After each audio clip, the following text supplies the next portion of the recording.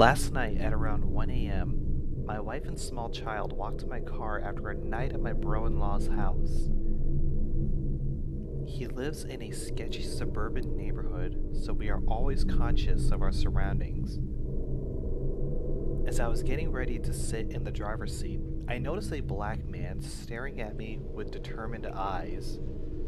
I stared back and nodded, but he just stood there, staring back at me. It made me uncomfortable, but my fatherly instincts kicked in, and I squared my shoulders up to the man to give off my best fake, "You wanna go at me, bro?" bravado.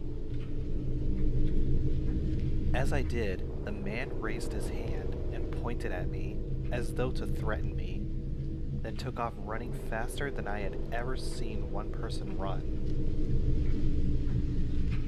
Having felt like my penis grew a couple more inches instantly as a reward for being a badass, I felt it was safe to sit in the car and proceed to drive home, but not before nicking the damn metal mailbox a bit.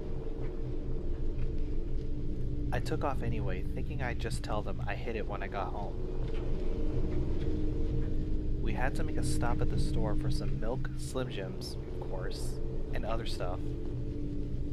My wife went into the store while I stayed with my young daughter in the SUV. When she came back, I popped the rear trunk so she could load the groceries. After closing it, she got back into the truck and I started to back out of the parking spot. I noticed that there were handprints on the back window. I asked her, agitatedly, why she would close the trunk door by touching the windows. She snapped back that she didn't. We both turned around and noticed that the prints looked like someone with long, thin fingers tried looking through the back window of the car and dragged their hands across the window. We inspected the other windows and noticed that the rear driver's side windows had the same dragging handprint. I called my bro-in-law immediately and let him know that the douchebag I saw across the street must have been looking into my car. I figured that would explain why he was staring at me so intensely. My bro-in-law said he would take a look out of the window and give the cops a call to patrol the area.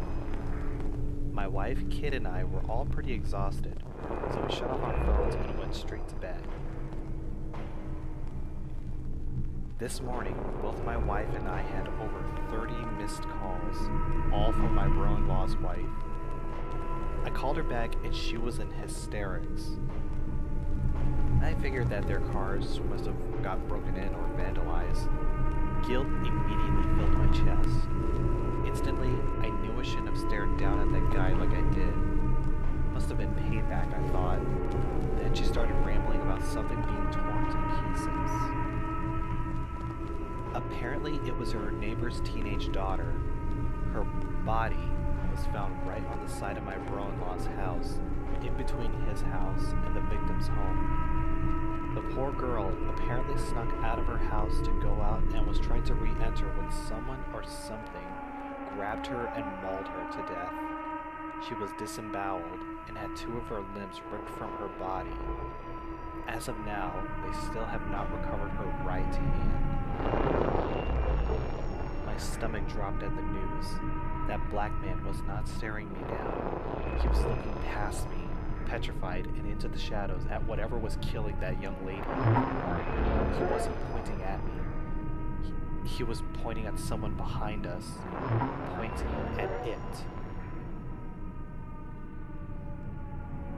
The cops just left my house. They were trying to get information on the man I saw. Apparently, they think he was a possible witness or suspect. I assured them that I didn't think he was the killer based on my experience with him, but they still wanted to do their due diligence. The detectives also decided to get prints and measurements of the handprints of my vehicle windows. Due to the long, slender length of the finger marks, they do not believe it was the killer's since they appear feminine. If the fact that this maniac, this thing, dragged that dead girl's hand across my vehicle as he was stalking up behind me isn't enough to fuck my world up, I've also just been informed and my license plate was ripped off my bumper. Looks like I didn't hit that mailbox after all.